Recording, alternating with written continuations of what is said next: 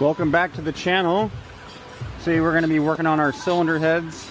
We're going to pull out all these old valve seals. All the intake valves were already removed when I tore the engine apart. We're going to get everything cleaned up. We're going to lap all the intake and exhaust valves. Once we get the valves all lapped and in place, we'll do and once we also get the new seals in and the intake valves back in, we'll do a walnut blast to clean out all that carbon, all those carbon deposits in the intake ports as well as the intake valves. We'll take all that carbon off. This is actually, that's actually one of the intake valves that was bent. Clearly not straight, so we'll get that replaced and get these cleaned up today.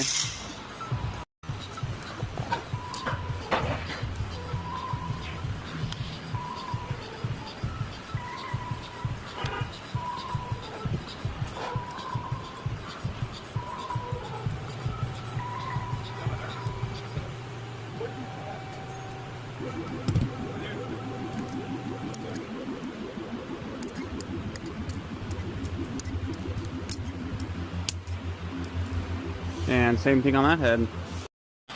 And one of the more tedious things about this engine in particular is scraping all this silicone off and cleaning all these mating surfaces. Very tedious, but man, I find it very satisfying.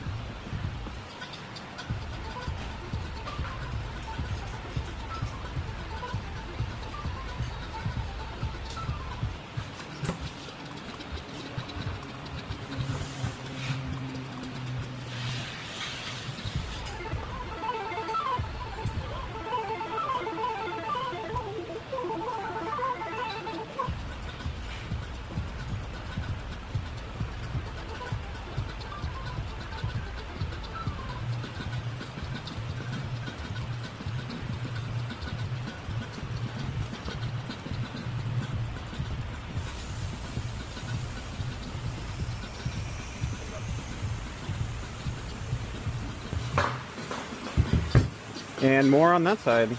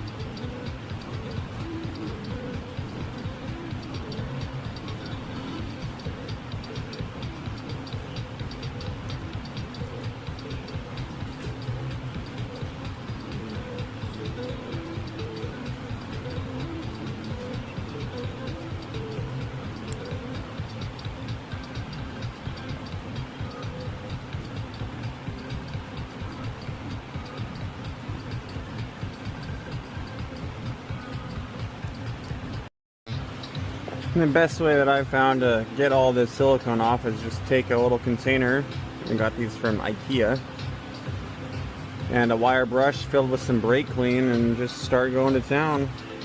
Brake clean makes the silicone kind of bubble up and makes it really easy to scrub off.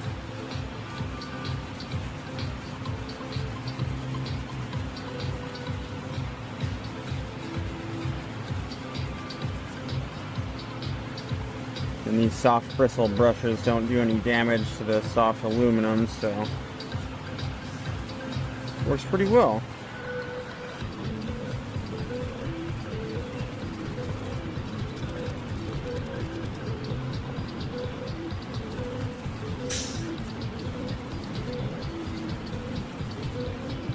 And after we're done scrubbing each part, after we're done scrubbing all the caps and both the carriers, we'll throw everything back in the parts washer to clean them all up again.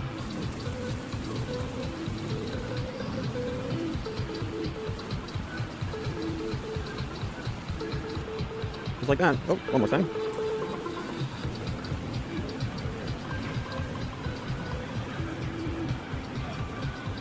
Just like that. Not too bad. One thing I always like to do before getting too big into the cylinder head rebuild is first to make sure that they don't need to go to the machine shop to get resurfaced. If they need to get resurfaced, it's a good thing to get them resurfaced before starting the rebuild. Also, if for whatever reason, if they've been resurfaced before, if they can't be resurfaced and they're warped, and you need to go down the route of finding new cylinder heads, it's better to find that out now before versus after the rebuild and you realize you need cylinder heads and you've already done a bunch of work to it. So just get the cylinder head deck all cleaned up. Take your feeler gauge in a straight edge and make sure it's not warped. These are all good to go. The warping limit on these cylinder heads is 0.02 millimeters. So you just take your feeler gauge with that thickness, take multiple measurements across all the cylinder head area, make sure there's no warpage anywhere,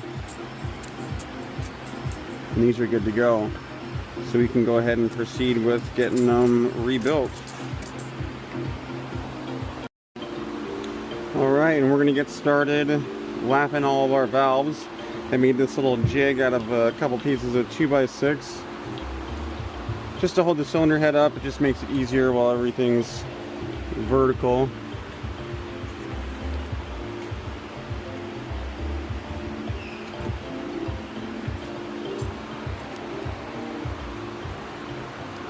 And then for the valve grinding compound, just Permatex grinding compound, and then I just made this little adapter to go on to the intake valves, or intake and exhaust valves. Just a piece of washer fluid hose. It grabs onto the valve really nicely.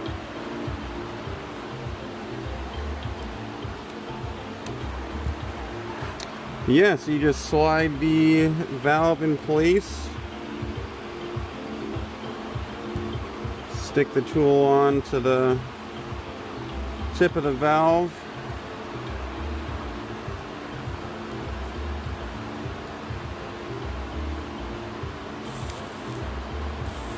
Put a little bit of the compound, you don't need much.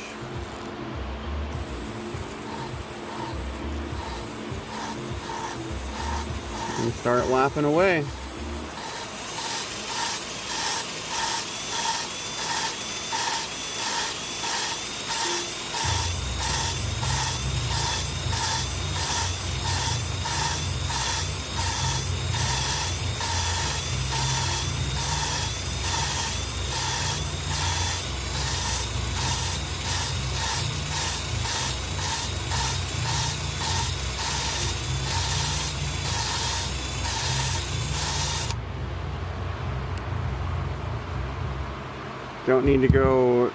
Don't need to do this too much. Just wanting to grind those seats in place. And I always like to rinse off the valves. The compound likes to dry up and it's a pain in the butt to get off of everything.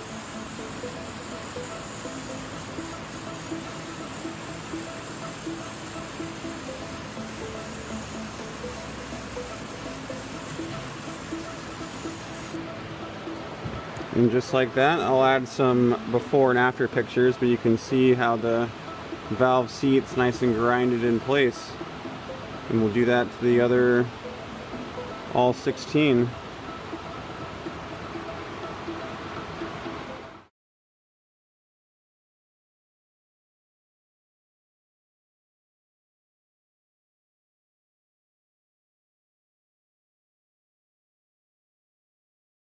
And next we're going to be installing the valve seals. We have the intake, which is gray, and then the exhaust, which is green. When doing these, I just like to dip them in some oil and then just push them on. Make sure they're seated nice and straight. If it's not seated correctly, you'll kind of see it. It will be a little cockeyed.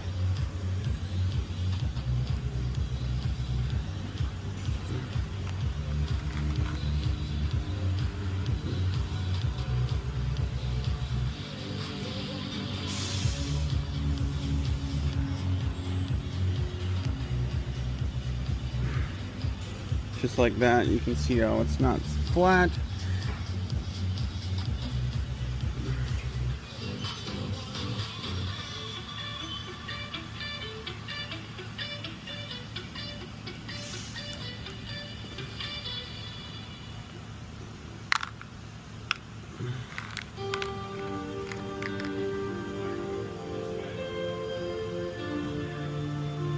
And green for exhaust.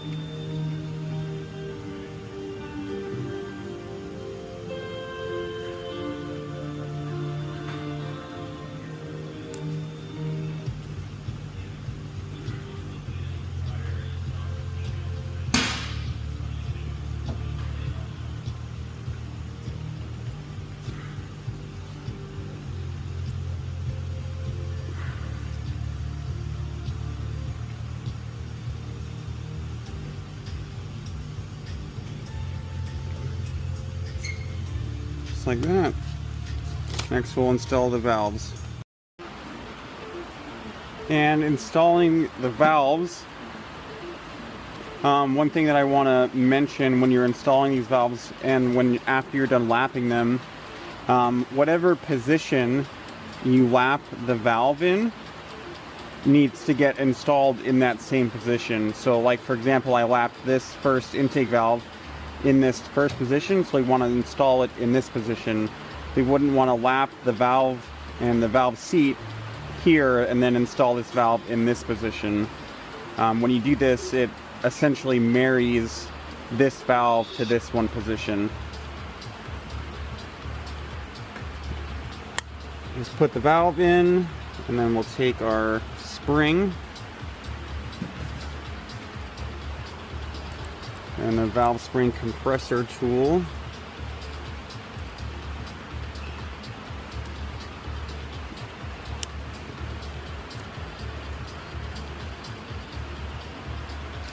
And then our keepers. The trick I've learned is to put a little bit of grease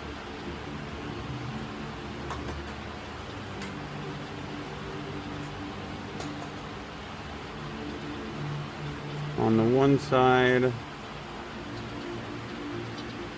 and then slip it into the position there, and the grease just helps keeps the valve retainer in place.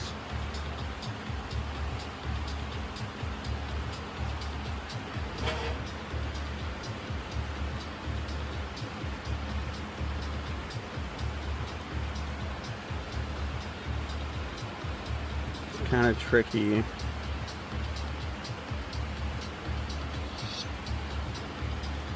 It's very tedious.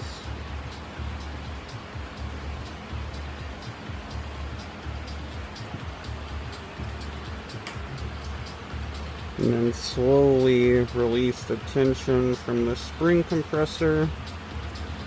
And I always give it a little wiggle.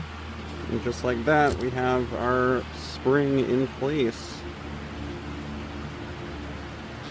It's time consuming, but not too difficult.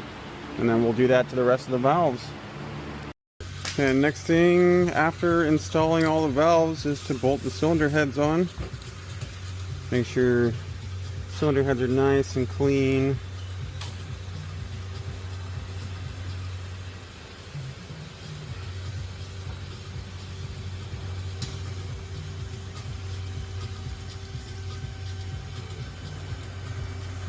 And then for the gasket, we have to apply some silicone on a very small portion.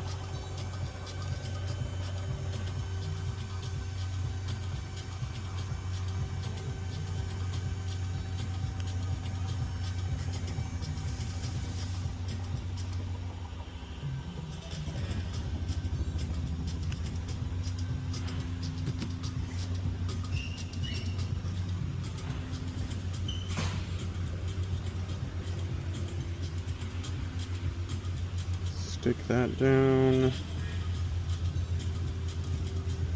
And then another layer on this side.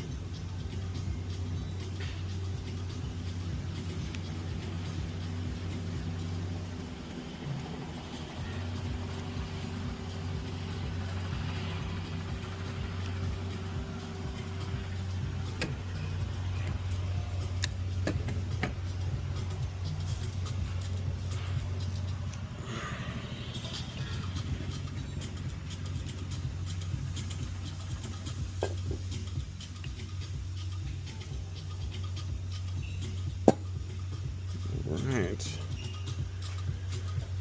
And then we want to apply some either engine oil, or I like this assembly lube. And I use this specific lube exclusively for head bolts. I found that it works the best out of the assembly lubes that I've used in the past.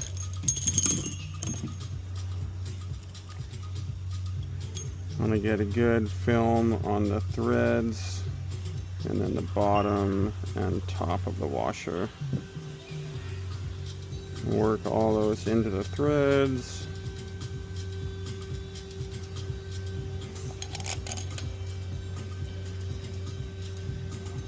And then do that for the other 5 bolts. And I just find it easier to have the engine horizontal when torquing the heads. Just gives you better leverage. And for the torque procedure, first step is 20 Newton meters.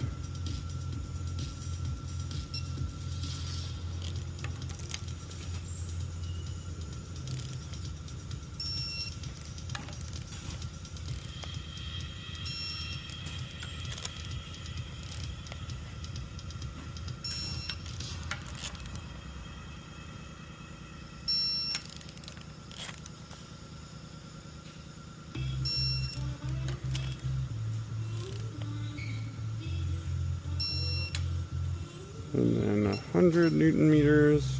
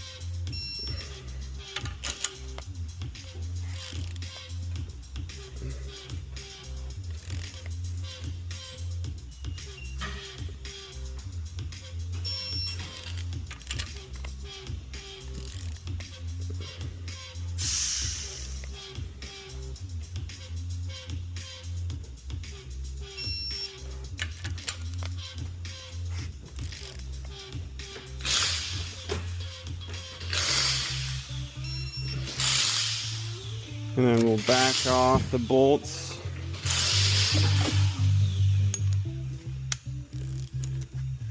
Back off the bolts in reverse order.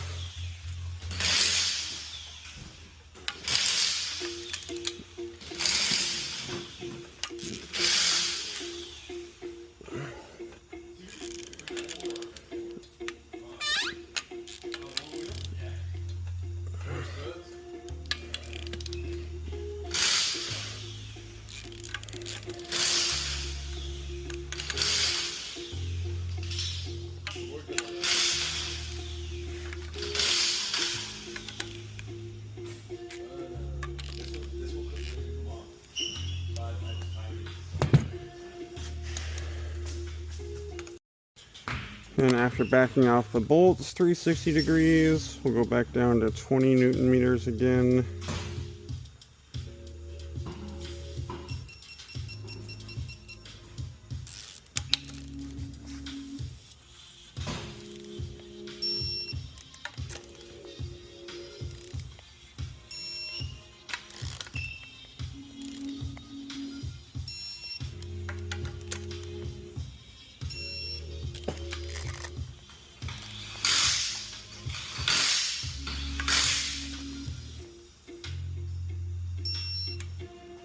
And then 42 Newton meters.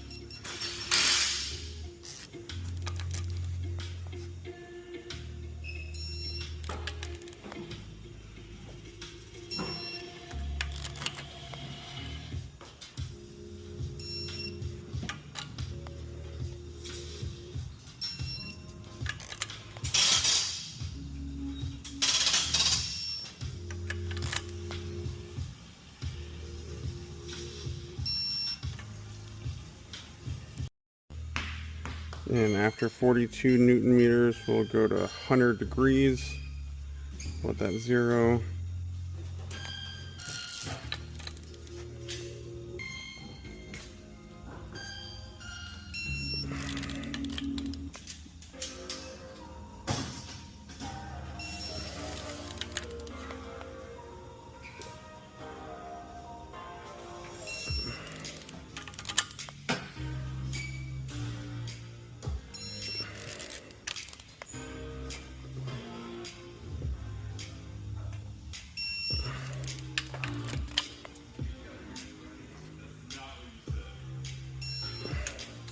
And then next one is 100 degrees on bolts 1 and 2.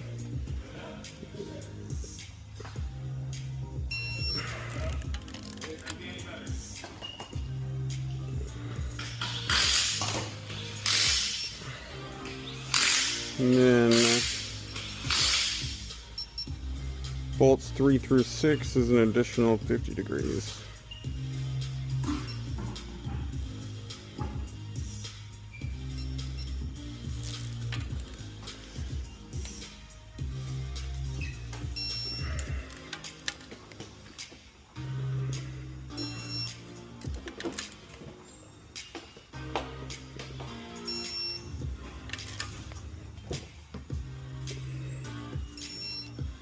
Alright, and there's that cylinder head.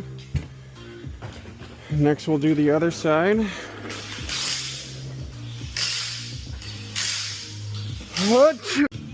Whew, excuse me. Whew, and just like that, just that fast, the other side's on. Next we'll do the cam carriers, cams, and we'll get our valve adjustment done. And next we'll get the carriers glued down and torqued down. Don't forget your 2 O-rings here, and then also your screens that get pressed into the carrier.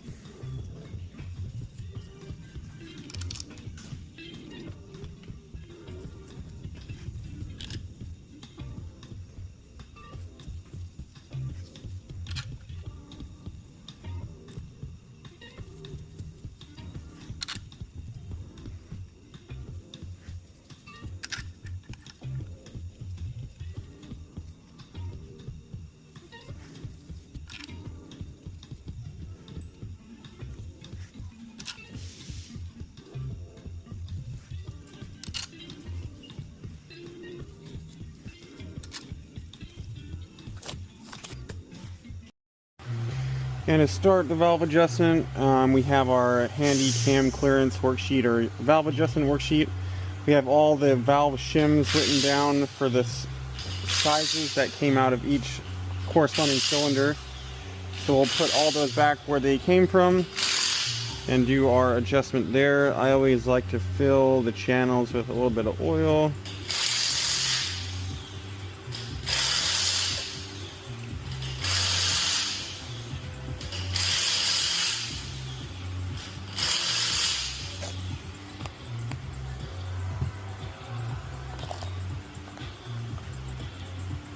We'll get all these installed.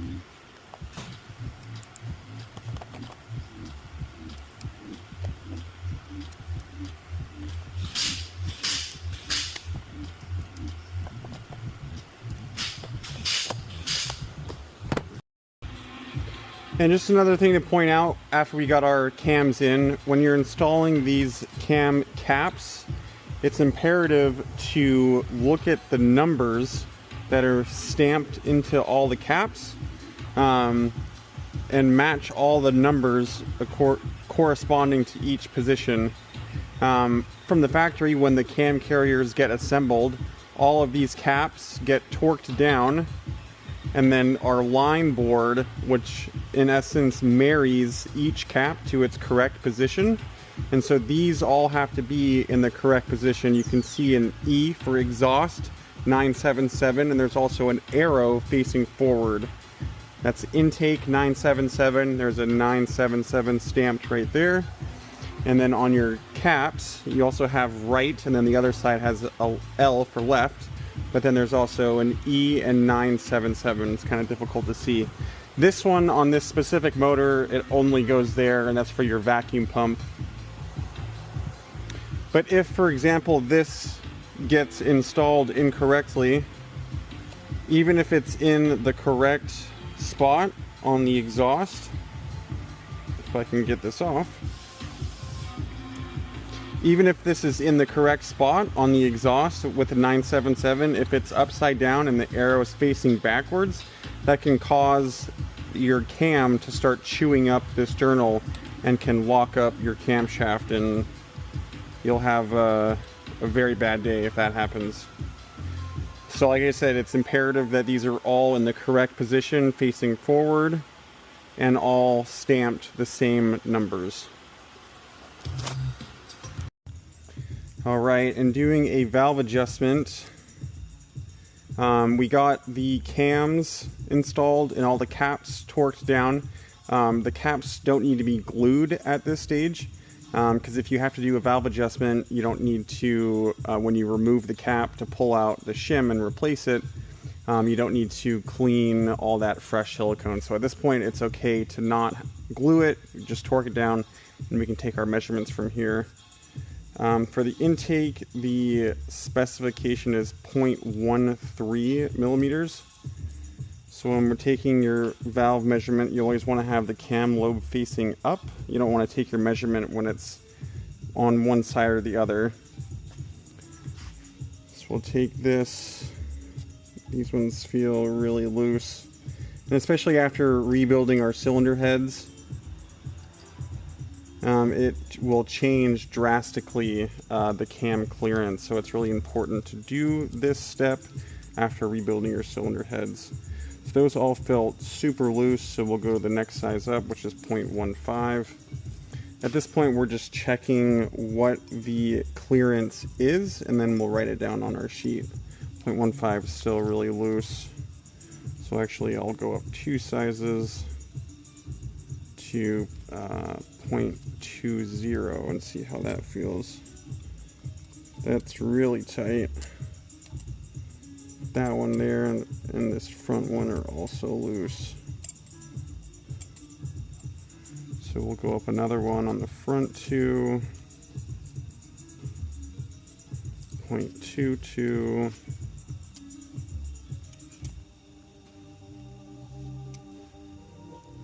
This front one's got a little bit of resistance, so I'd say that front one is 0.22. And when filling out this worksheet, we're on the right side.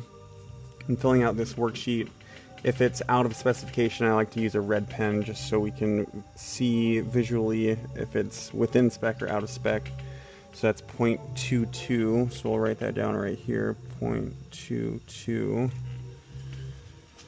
And then we'll go up one more for the next one. 0.25 is our next size up. There's a little bit of resistance. Let's check the next size up. 0.27.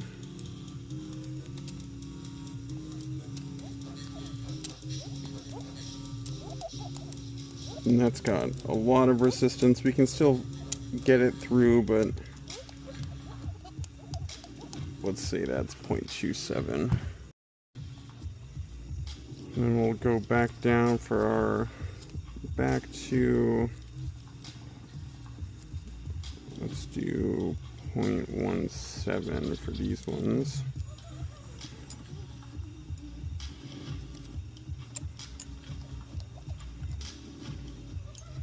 .17 isn't fitting there, but it is fitting there. And we know that 0.20 doesn't fit in this one or this one. So I'll say that one's 0.17, which is also out. 0.17. And we'll go back down to 0.15 to double check that rear.